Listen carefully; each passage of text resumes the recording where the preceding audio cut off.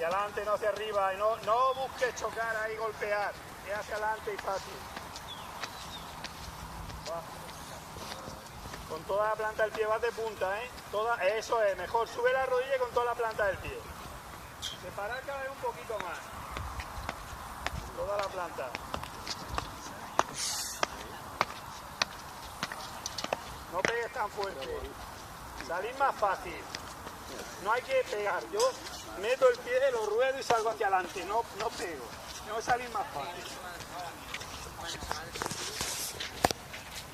Recordarse que el objetivo es la rodilla que llegue a la horizontal y separar cada vez un poquito más, ¿eh? Cada vez separo un poquito más, ¿de acuerdo? Y tengo que ir suelto, fácil. No voy a ir buscando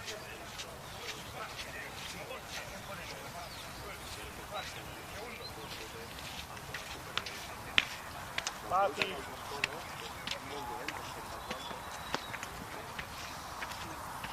Mira la regla.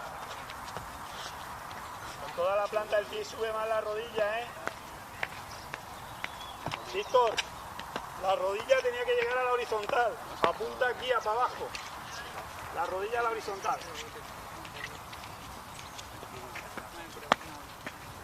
Fácil, eso es.